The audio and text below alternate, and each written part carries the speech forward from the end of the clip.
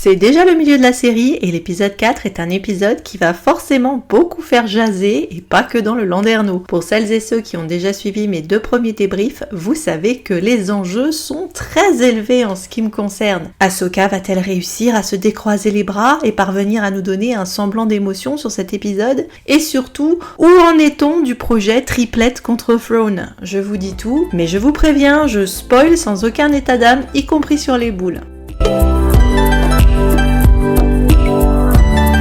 Bonjour, bienvenue sur Décalé et dans ce nouvel épisode de débrief sur la série Ahsoka. Je me suis enfin décidée cette semaine à lancer une échelle d'évaluation sur ce qui se passe dans cette série et ce sera donc l'échelle d'Ahsoka ou autrement dite des bras croisés de l'héroïne de la série qui permettra de jauger selon Disney de son degré de badassitude ou de je m'en foutitude, à vous de voir. Alors sachez donc que nous sommes sur un épisode à 2 sur l'échelle d'Ahsoka parce que Pupus a dû vite se les sortir des poches tellement il s'en est passé pour elle sur l'épisode 4. Oui, l'impact fut maximum, même si très prévisible, et je dirais que c'est un épisode de taille respectable qui réussit le tour de force de à la fois prendre son temps et nous donner de quoi bouffer. Alors l'action va se partager entre une balade dans les bois de Citos, planète qui me botte toujours énormément sur le plan visuel et qui m'a presque rappelé la scène d'ouverture sur Mustafar de l'épisode 9. Je dis presque parce que je ne veux pas réveiller des souvenirs cuisants et raviver ma dépression, et donc une action dans l'espace avec Hera et ses potos, partie dont je me fiche un peu plus, même si elle présente quand même des éléments sympas et d'autres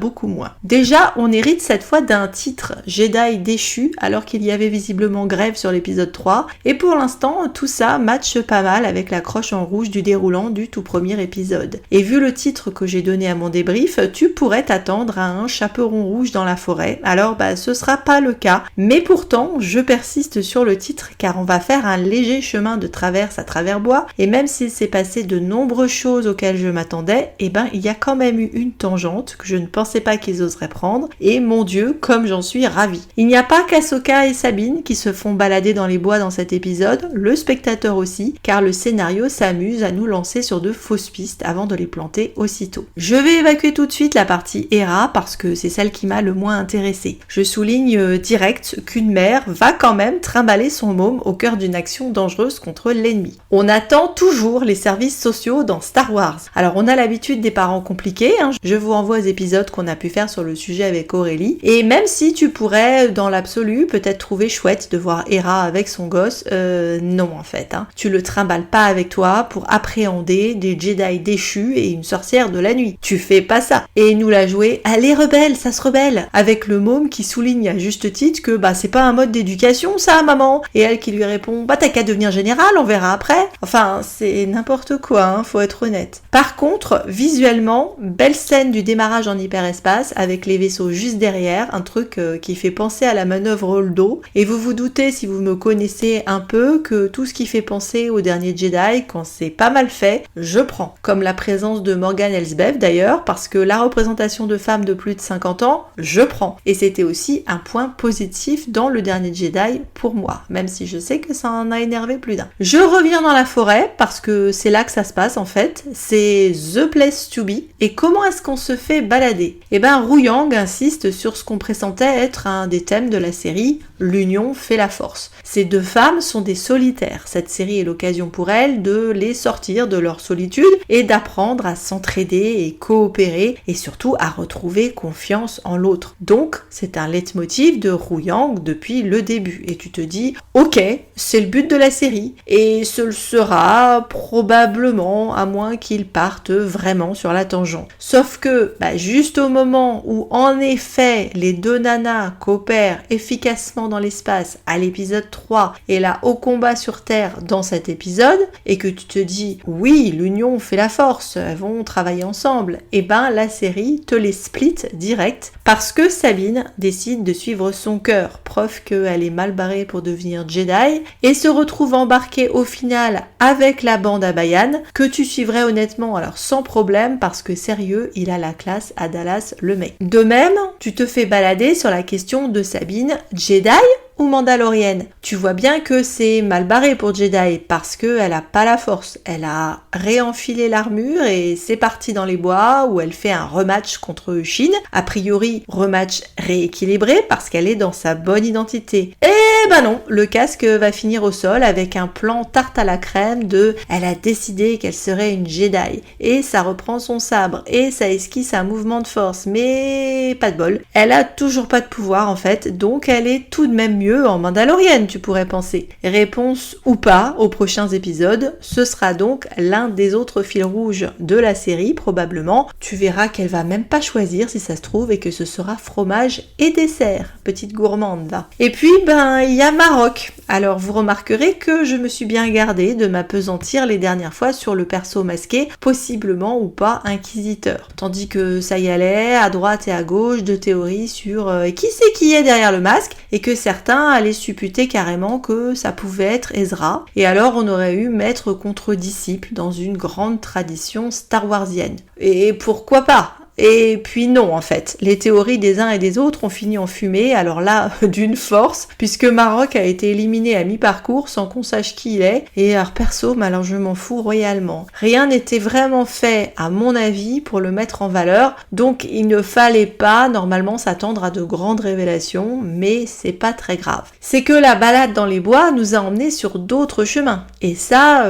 pour le coup, moi je m'y attendais gravement, mais pas aussi rapidement. Je m'arrête 2 secondes dans les bois. La forêt est premièrement un environnement lié au personnage d'Ahsoka depuis le rachat Disney. Son enfance se fait dans la forêt. On la retrouve en live action dans Mando dans une forêt, puis au milieu des bambous dans Boba Fett avec Luke, donc la continuité est là, et ça va avec son image Diane chasseresse que j'ai présentée dans le dernier épisode. Mais la forêt, c'est aussi le retour aux peurs archaïques, à son moi profond, chemin initiatique, où tu risques de tomber sur un loup tentateur ou un sphinx énigmatique.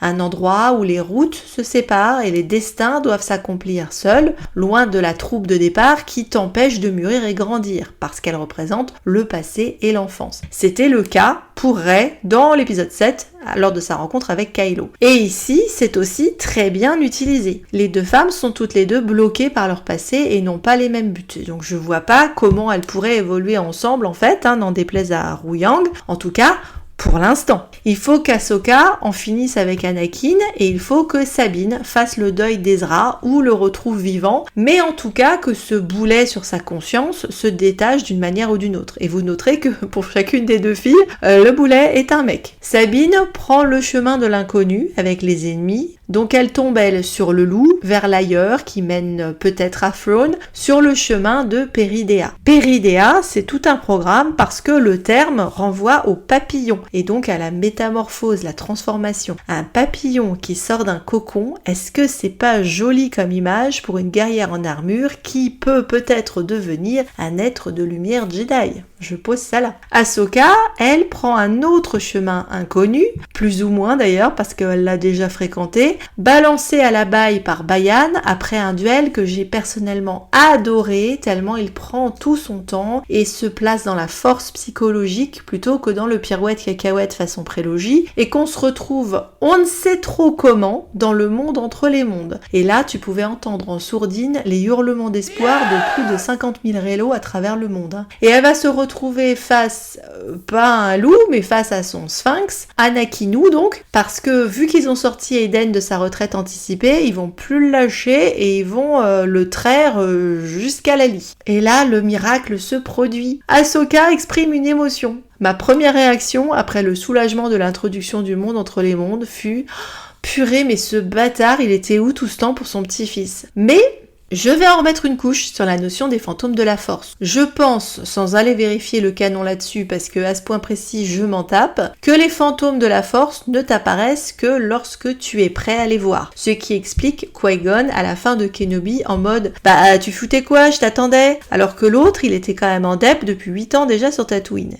Et ils t'apparaissent aussi parce qu'ils sont une forme de mémoire résiduelle, c'est pour ça que tu les vois pas tous. Alors oui, je sais, il y en a qui ont suivi une formation spéciale, blablabla. C'est aussi pour ça qu'il faut maudire les voix à la fin de l'épisode 9, entre autres choses pour lesquelles tu peux complètement maudire ce film maudit. C'est que toutes les voix de Jedi, c'était con, parce que Ils ont pas tous fait la fameuse formation spéciale fantôme. 2. Ray ne les connaît ni des lèvres ni d'Adam Driver. Donc si je reprends ma théorie perso des fantômes, en excluant le 9, et il faut toujours exclure le 9 en règle générale, il est normal que Kylo n'ait jamais vu Anakin parce qu'il ne l'a pas connu personnellement. Mais pour une fois, je vais être gentille avec le 9, il peut voir son papa, qui n'était ni Jedi, ni n'a suivi de formation spéciale fantôme, parce que c'est un résidu de sa mémoire. Bon, vous me direz, là pour Ahsoka, c'est encore un cas particulier. On est dans le monde entre les mondes, un univers magique qui fait des passerelles dans l'espace et le temps. Alors surtout pour les Jedi et les persos importants de l'histoire, hein, ça va pas te donner l'occasion de sauver les fesses de ta grand-mère ou de Monsieur Dupont, ce bordel.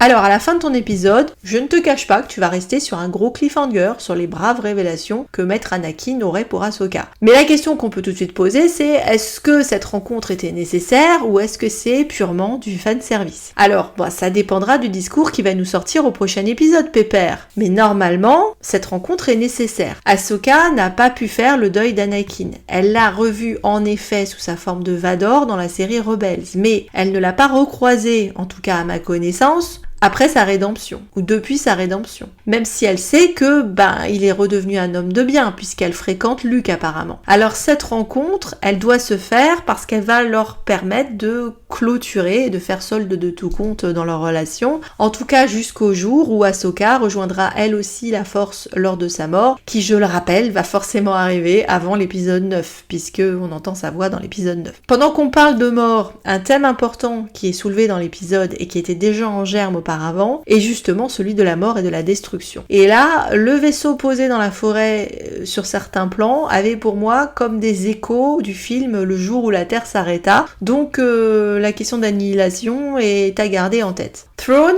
c'est un peu le croque-mitaine qu'on nous agite et qui menace la galaxie. Bayan rajoute à ça des connotations mystiques de renouvellement et rappelle ironiquement à Ahsoka que c'est de son côté à elle et celui de son maître que sont venus la mort et la destruction pour la galaxie. Donc on a en tout cas la confirmation, encore une fois, d'un plan mystique, presque à la Thanos en fait, sur une question de destruction, de renouvellement, etc. Même si je constate que la seule chose en fin de compte qui ait été détruite jusque-là, et qui fleure, mais alors carrément pas bon pour nos projets triplettes, mes enfants, c'est la boule de pétanque, qui, je suis désolée de le dire, a été réduite à néant, et ça m'a fait beaucoup plus de peine que la disparition de ma rock'n'roll. En tout cas, maintenant que c'est devenu domaine public, ce monde entre les mondes, c'est littéralement la porte ouverte à toutes les fenêtres dans Star Wars. Réponse au prochain épisode de ce qui va se tramer. Merci encore d'avoir suivi ce nouveau débrief pour l'épisode 4. Et vous, vous en avez pensé quoi? N'hésitez pas à me le dire en commentaire. N'oubliez pas de liker et si ce n'est pas déjà fait, partagez et abonnez-vous. Merci et à très bientôt.